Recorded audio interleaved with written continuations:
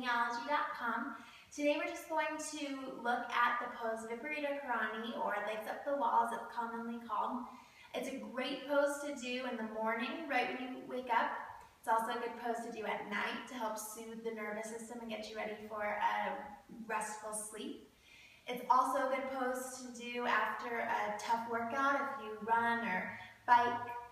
It's a great way to help make sure that the lactic acid doesn't build up in the legs. It just reverses the flow of things, and it has a lot of health benefits, which is why it's a great pose to practice on a daily basis for as long as you can. So I'm going to show you a couple of variations of the pose, and then we'll do a little bit of a guided visual practice in the pose. So one of the ways that I like to practice this pose is using a bolster. You can take the bolster and place it up against the wall. If you don't have a yoga bolster at home, a long pillow would be just fine. You could also use a blanket and kind of fold it up. It's just a nice way to help support the lower back if you're going to be in the pose for a longer amount of time. If you are pregnant and practicing the pose, which I highly recommend, it's also a nice way to allow you to do it without lying flat on your back, which is often not recommended during pregnancy. So to get into this pose, it's not exactly a perfect science. It's not exactly the prettiest thing you've ever seen, but it gets you into it. The best way I found is to get as close to the wall as possible on one side. If you're using a bolster, you sit right on it. Lean back, lean into your hands, swing the legs up, and you lie down here. You might have to scoot yourself a little closer to the wall as necessary, right? So this is your basic legs up the wall pose. Couple of leg variations you can do. One of them is legs wide. You don't want to force the legs down at all. You want them to just kind of naturally start to fall out, which they will with gravity. So the longer you stay in this pose, it starts to intensify just naturally. It's a nice way to get into the inner thigh just in a very passive way. So this is a good option. Another one you can do is Baddha Konasana at the wall, so outer edges of the feet on the wall, soles of the feet together, knees wide. If that doesn't feel super good on the outer edges of your feet, which some people have more sensitive feet, you can take the blanket and just put it over the feet like that, and that'll pad it for you.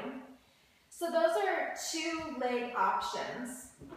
If you're going to stay in this pose longer, my favorite thing to do is to take a yoga strap, and you're going to create a loop with it. It's not going to be very big, right? Maybe hip bone width apart, a little wider, a little narrower, depending on what you like. You'll come back up into the pose. You can also do it obviously without a bolster or pillow, just flat on the floor. Would be fun. You'll come back up into the pose, get your hips up as close to the wall as you can, preferably touching if possible. You'll take the strap over the legs, onto the lower part of the legs, and you allow the legs to fall into the strap. This way there's no effort on your part. You can really relax into this pose. Once you're here, you can take the arms out to the sides like you would in Shavasana, palms face up, elbows bent slightly. Or, to get a little more opening, you could also rub opposite elbows above the head. So whichever one is more comfortable for you here. You go ahead and close your eyes. Start to bring your awareness to your breath.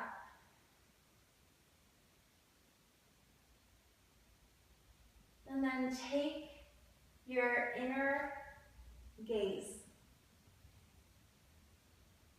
to the tips of your toes. Just do a scan of the body, coming from the toes all the way down and up into the crown of the head.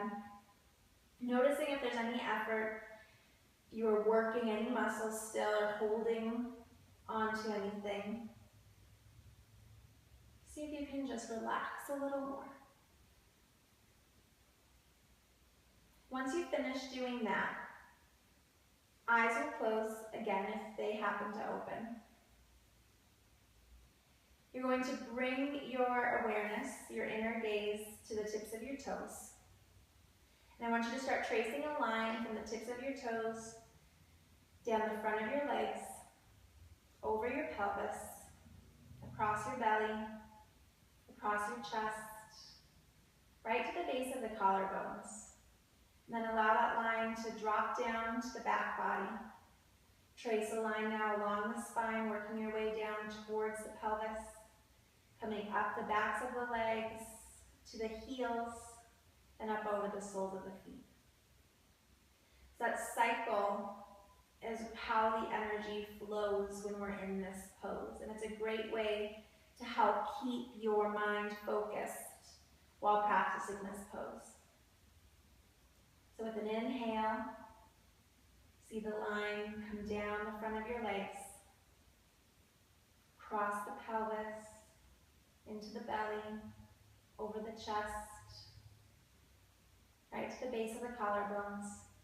The line sinks down to the back body, and with the exhale, draw the line down the spine, up the backs of the legs, over the heels, over the soles of the feet, and to your toes.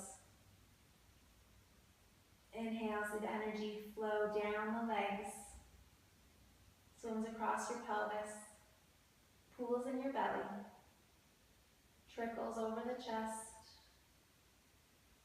then sinks down, soaks in at the base of the collarbone.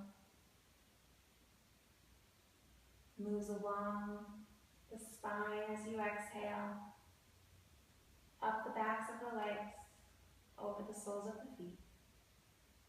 Inhale, energy falls down the legs, swims over the pelvis, pools in the belly, and energy trickles over the ribs, over the chest, pools right at the base of the collarbones. From there it soaks in all the way to the back body. The exhale, it swims along the back of the spine, comes up the backs of the legs, all the way to the soles of the feet. And that cycle will continue for as long as you want to stay in the pose. Inhaling, seeing the energy move through the front body, letting it drop down, exhale, comes back up. Stay here if you can, 5 minutes, 10 minutes, 20 minutes at a time. When you are ready to leave or when you need to leave, you'll start to wake yourself up slowly, just like you would from Shavasana, so moving the fingers first, stretching, not in any hurry to get out of the pose. You bend the knees, remove the strap, come onto your side, take a moment or two to rest in fetal position, and then bring yourself up. Maybe do a little meditation if you have time. This would be a perfect time to do that. Thank you for joining me for that little demonstration. If there's something you'd like to see, just comment below and let me know. Have a great rest of your day. Namaste.